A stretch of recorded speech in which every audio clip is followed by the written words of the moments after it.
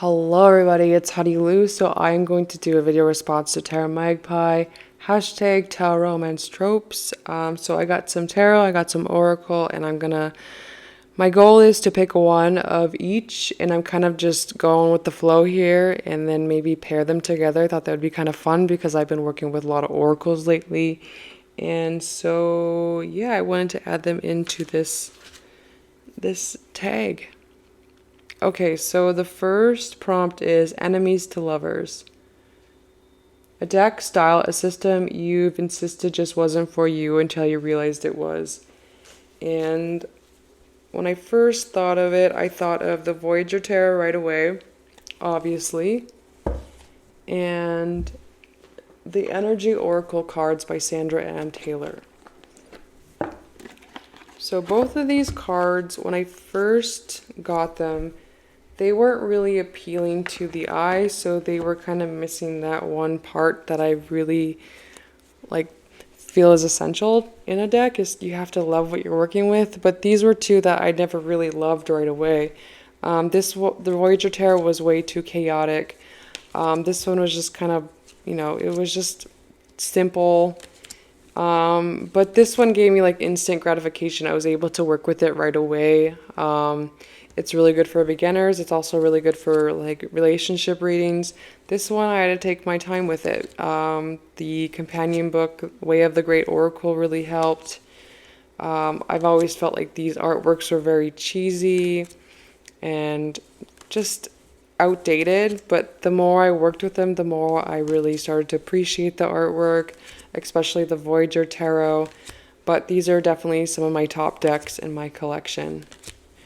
And yeah, cornucopia. So I use reversals on this one, but these two look really good together. I never thought to put these together, but that's cool.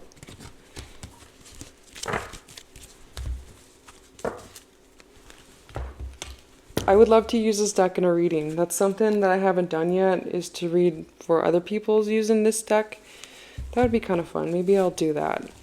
And I think I wanted to use this tag as a way of me trying to look at different oracles together and see if I can come up with different pairings, because I've been just like working with oracles separately, and I kind of wanted to get more like using more of my other decks, I guess. Okay, prompt number 2 is Friends to Lovers. A deck you used, liked well enough, and then one reading deepened and changed your reading. So I thought of the Hermetic Tarot of the Golden Dawn. And then here's the backs. And I picked the Wild Unknown Animal Spirit. So I've always really liked these decks. I've always thought they were very pretty. But they weren't instant. Like, I wasn't able to figure out how to use them correctly. This one I had to study the book like from front to back. I read the guidebook like many times, maybe like probably 5 or 6, maybe even 7 times before I finally kind of understood what this oracle was really about and how to use it, because I wasn't really understanding like what was the divination meaning and if it was really giving me enough to go off of. But once I got the indie version of this deck, I like it because it came with these little keywords and pamphlets of like what basically the energy of each animal is, and then I started to really like it. But it's one of my favorite top decks. Both of these are. So this one always felt very masculine for me. It was black and white. I always thought the artwork was really beautiful, but I thought it was a little bit too chaotic for me as well. So then I just decided to just stick it on my altar. I would do 1 card or at least 3 cards a day, and then just get to know it that way. But then eventually I was able to use more cards. And so after that, that's it. And then this one, yeah, I don't know, it's definitely one of my top 5 oracles of all times.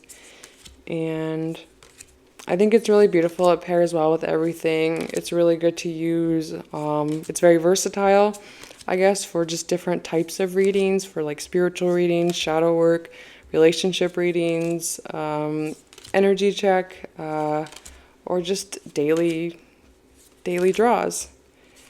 So I think these two look really nice together, and I've never really thought to put these together for some reason, but I like how it gives me enough color. It's not too overwhelming, and I love both of these cards.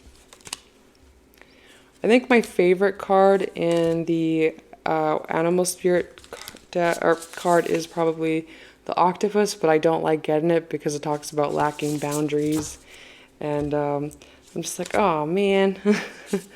But I like it. I like it a lot. I've learned a lot. I've actually researched all of these animals, and my mass market version, I wrote all over that. But after I wrote all over it, I didn't use it after that because I got this one.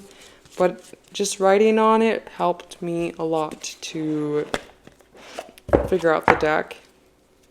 But it was worth it. And just like how tarot, it takes a while to kind of learn a system, and this was a system that took me a while to understand. Okay, prompt number 3, force proximity. A deck used for a month, took on holiday, made yourself work with it, that changed your relationship with it. And a deck that I forced myself to work with was the I Am the Artist Tarot and Dirt Gems. So it took, okay, so when I got this deck, they changed it up, and I didn't really understand why they changed the Saki Saki Tarot, because I thought the Saki Saki Tarot was beautiful the way it was. And then so I got this edition, and I was kind of bummed out because it's like standard tarot size now. I love it now, but I was a little bit bummed that it wasn't like the first edition. And then I hope I'm like looking at the screen when I'm doing this. But anyways, so it took me like maybe a month or a week. No, like a month. No, not that long.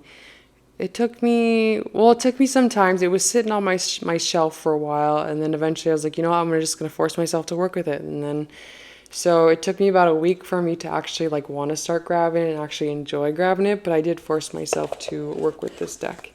And then the Dirt Gems, I didn't really understand the guidebook. It felt like a riddle for me. Like I didn't really understand what the whole divination meaning of the card was. But a lot of people recommended it to me, and I was like, you know what, maybe I should give it a try, because I thought both of these decks were both really beautiful regardless.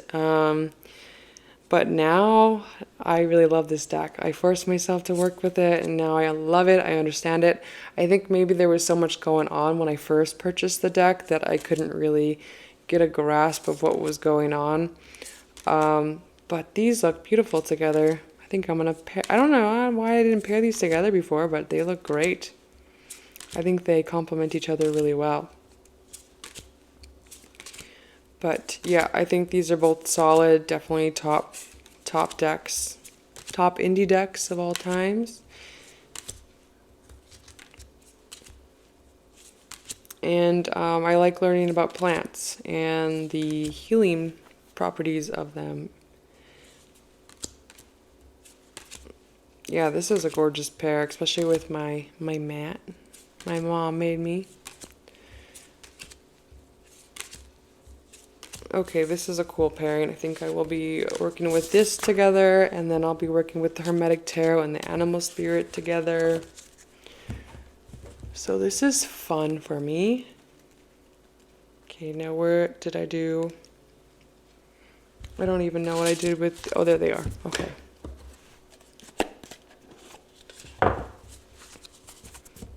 The mass market Dirt Gems looks pretty good. I think I prefer the indie version though. And I love this cardstock. This cardstock is one of the best. Okay, prompt number 4 is Soulmates. When it was just meant to be, a deck you fell in love with immediately. I'm gonna pick the Road to Norwa Oracle, and then my Thoth deck, obviously. And then I'm gonna pick this deck. I have a lot of decks that I fell in love with. I have a lot of soulmates. Kind of a tarot hoe, guys. But these are like my top favorites right now. You know what? I actually have another soulmate tarot or oracle deck that I just recently found out. It was kind of one of those loves where, you know, you didn't really like each other at first, but then you became friends and then now soulmates, you know? But anyway, let's see how these work together. I bet they would look beautiful. And I don't think I've tried this 3 together.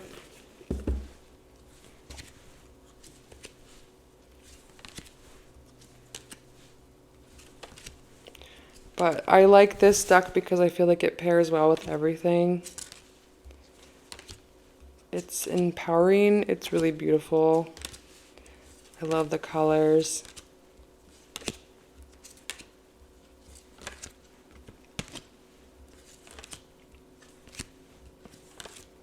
And it feels very simple, but it feels very, I don't know. It's just colorful, but not too colorful. It's just the right amount of colorful. But anyways, this was like my unicorn deck, and I love this card, and I finally got it, and so it was probably like my #1 unicorn deck of all time. And this one was cool because this was one of those hidden Carol Horser decks that I chose for myself, and I picked it intuitively, but I was like really like, I don't know, do I want that one? Because I thought I really wanted a really colorful one. And then I surprised myself, and I was really happy that it worked out, because this is like my favorite Carol Horser deck. This is the one that I like love the most, but I do love all of them. Okay, so yeah, that's a cool pairing. I would do that for sure.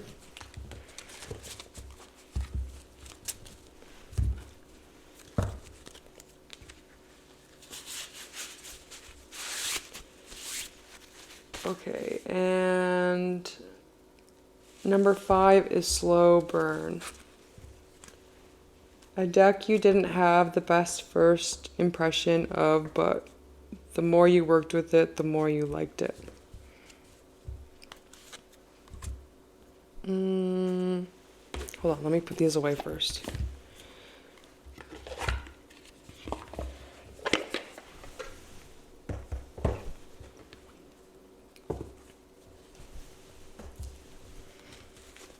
Slow Burn.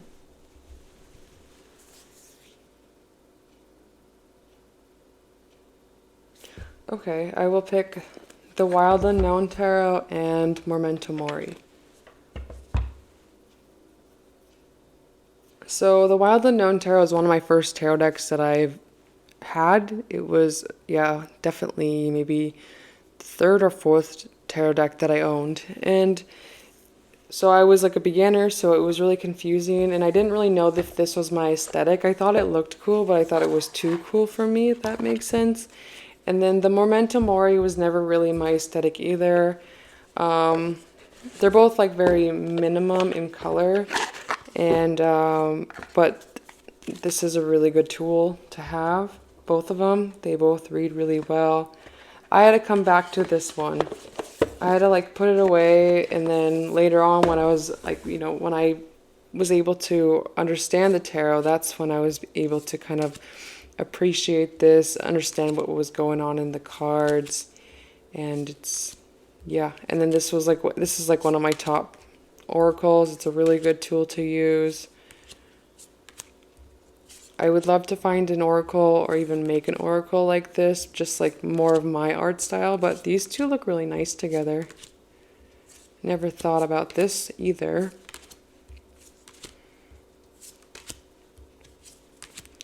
And I didn't really care about this deck, so I wrote all over it, but it helped me a lot because I couldn't stand trying to like figure out what number that was and then go in the guidebook. I love the Nine of Swords.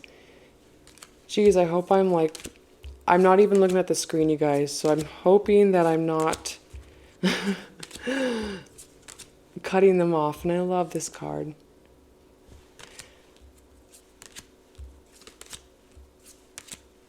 So yeah, I just had to get a little bit smarter, and then it was fine. I love this card. The Wild Unknown gives me butterflies when I use it.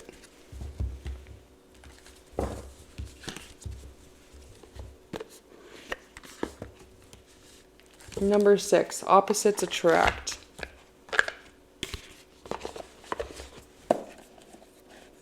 This deck is not your usual style, but you love it anyways.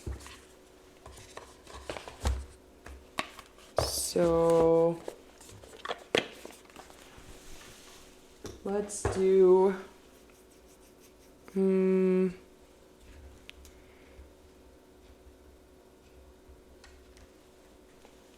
Heavenly Blooms and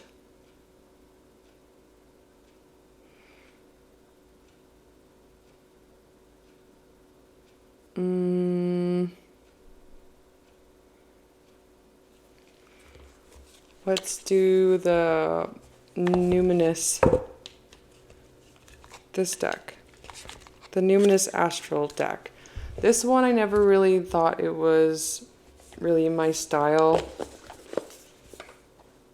but I bought it because I wanted to learn astrology.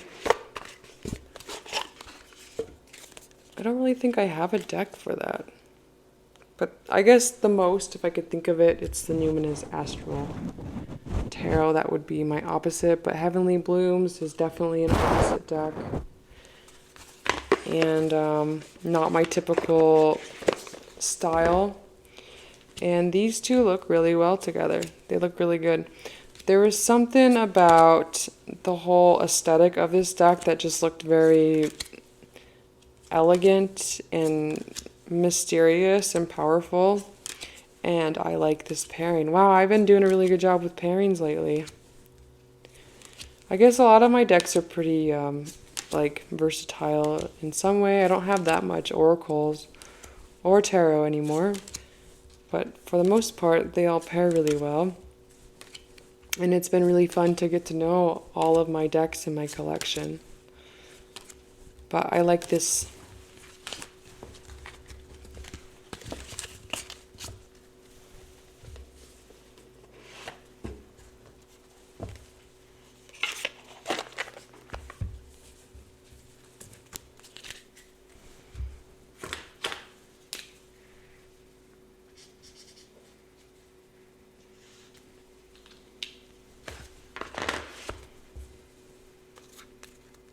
Okay, blind date.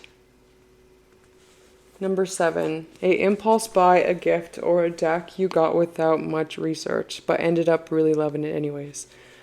Let's go with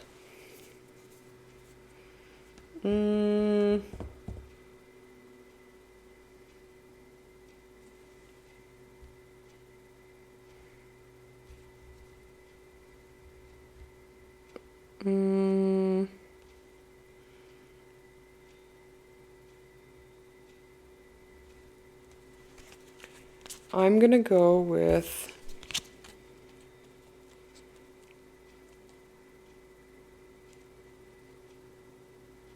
sorry guys. Ooh, let's do this. Okay, so this Carol Herzer deck was one of those impulse buys that I bought. I told myself I wasn't gonna buy another one, and then I saw it and I was like, oop, never mind, I'm gonna do it. But I'm trying to think of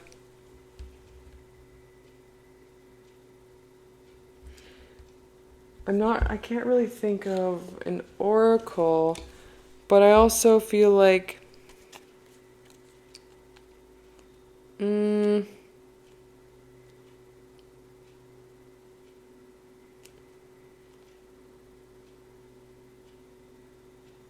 okay, this is a blind date, an impulse buy, a gift, or a deck you got without much research. Okay, so a gift too.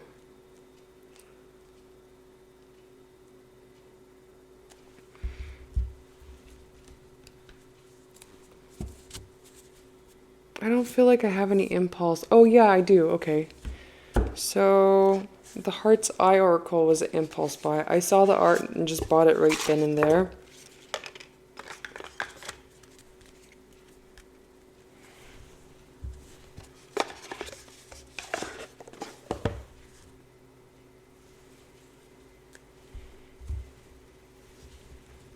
But I don't know if I want to.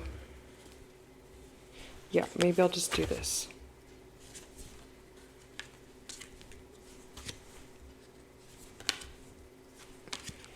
There was another deck that I wanted to show. Maybe I just will. So these both look really beautiful together. I don't think I've ever paired these together either. I love this deck. I always like don't want to use it because I kind of like it's just really precious for me in a way, and it's just a very like self-care kind of style deck. Another impulse tarot deck I want to show is the Mysteries of Black Madonna. I started working with this deck, and I don't know, it's weird because the only time I want to put this deck out and work with it is around summertime and when it's bright out, and you would think it would be different. You would think that the winter time is a time where I'd want to work with it, but it's not like that. It's kind of funny because I was talking about how I don't really care for black borders in the live video I did with Kesha and Natalia. And then after that, I've been wanting to pull out all my black border decks and use them. But I don't know, I guess I just need to understand that. But I guess, I don't know, I feel like black is just a very harsh color. I would prefer a colored border.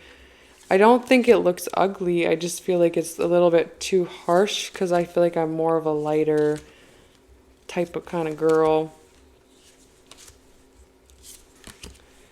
But I do love both of these. This is one of those really unique decks that I would never get rid of.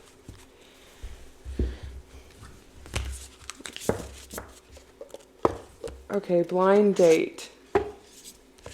Wait, I already did that one. Okay, prompt number 8, second chance deck. A deck you plan to get rid of worked its way back into rotation, and a deck you didn't move along and ended up repurchasing. Let me read that again.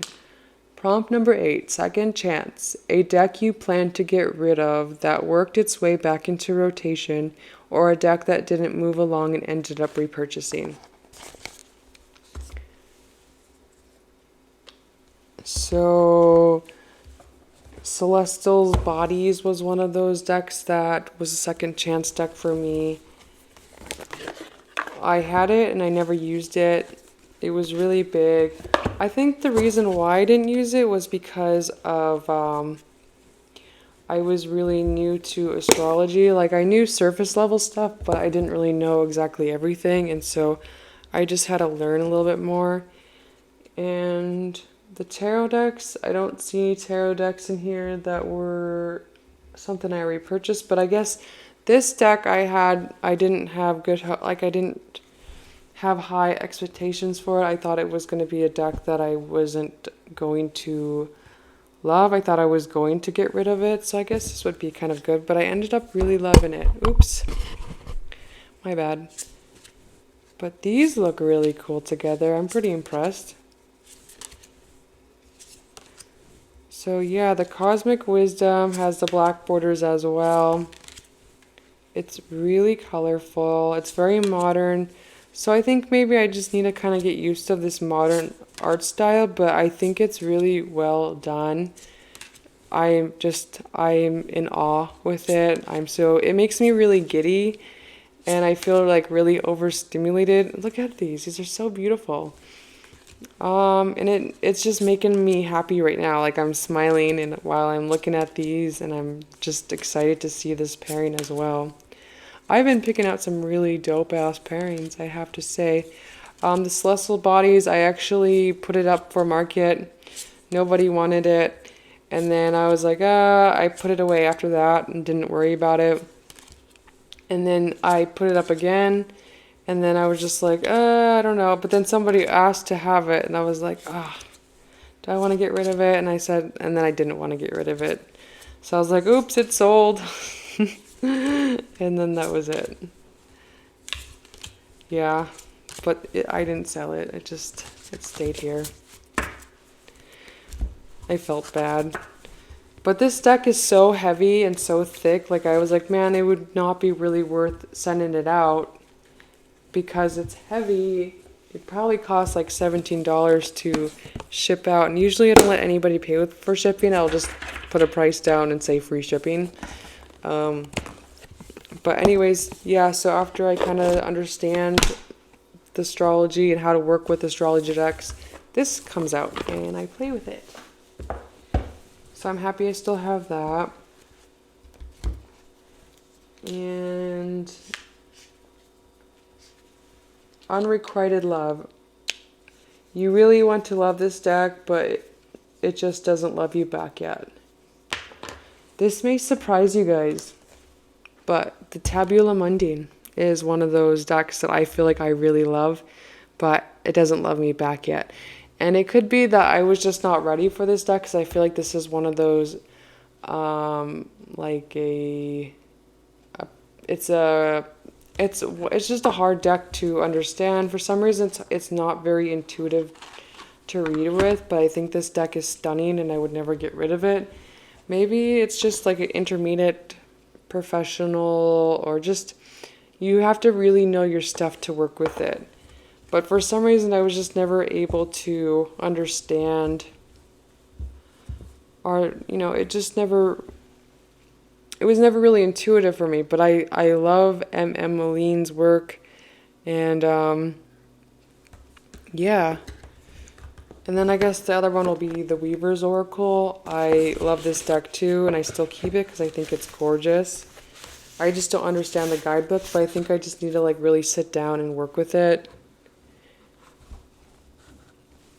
and kind of understand where this deck is coming from. But I love this artwork. It reminds me of like my ancestors, because I'm Alaskan Native, and so I find this type of art style like really beautiful. These both are beautiful. These both are like a work of art. So if I don't really understand this deck, it doesn't matter regardless. I'm still going to keep it. And so it's safe. I love it, but it doesn't have to love me back. I plan to get more M.M. Moline's decks. I want to get all of her decks. I actually want to get the black and white version of this deck. I would love to have that deck. And then I would like to get a little small cute one. I really like this pairing. Ooh, I'm going to work with these together too. I think, yeah. I used to have a backup copy of this deck, but I ended up trading it. And I think I want to get a backup copy of this deck still, because I do love it. Oops. Ooh, these ones are just so magical regardless. Maybe I'm not supposed to understand what these cards are. Maybe I'm just supposed to appreciate them. I love this card. Or maybe some oracles are not meant for you to understand. This is so dope. I love the boobs. I think the boobs are the best part. Especially the one, my favorite card of them all is this one. This one's my favorite. She's beautiful, and I really love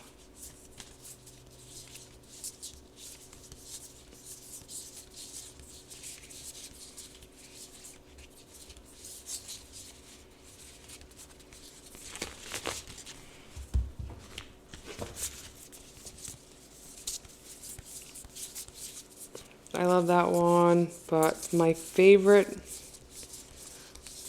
second favorite would be, I love that one too. This one.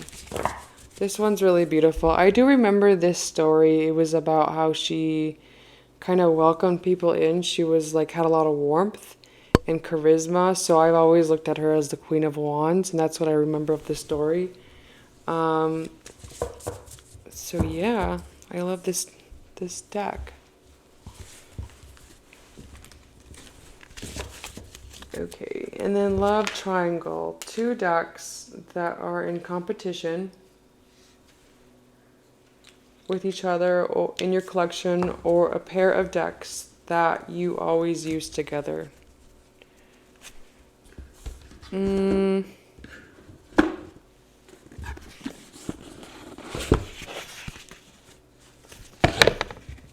Well, I already showed you the Thoth, and the Carol Herzer is my number one favorite pairing right now.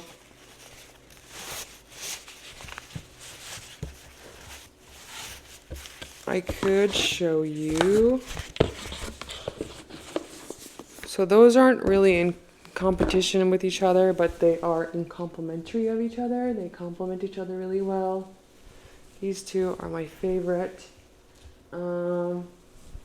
I was playing with a couple decks that I love. Well, I just showed you some amazing pairings right there.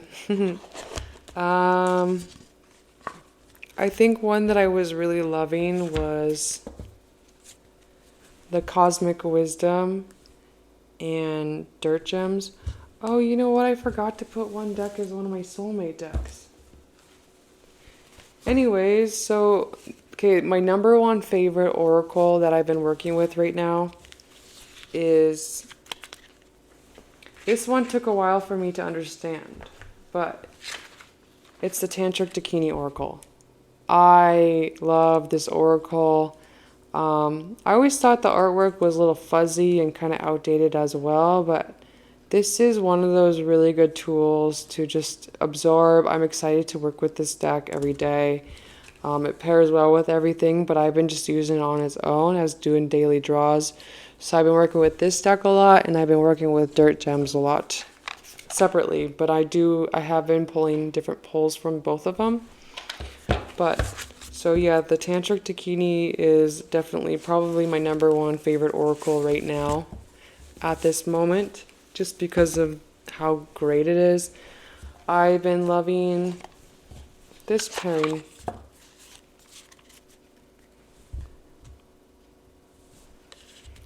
And I've been loving this with the, I was playing with the Mysteries of Mary tarot deck.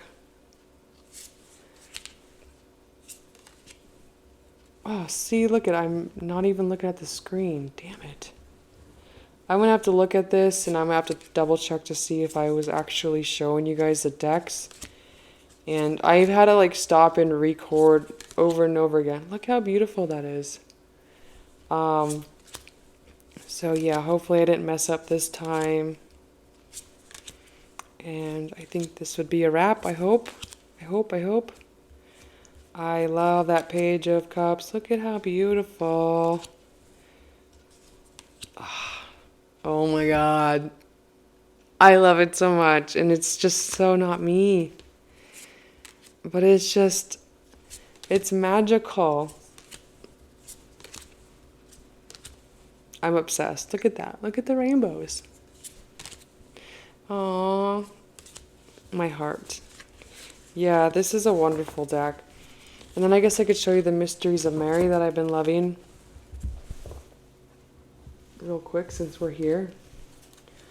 I had some other decks out that I wanted to show, but I think this is good. I think I showed some different decks in my collection, and that's enough. I want to get more watercolor tarots. I can't wait, or no oracles or tarots. I can't wait for the Tarot of Her to come out. I got that on Kickstarter. I'm super stoked for that. I saw some previews of it, and I can't wait to get it in my hands. That was love at first sight, for sure. I don't know, I don't feel like...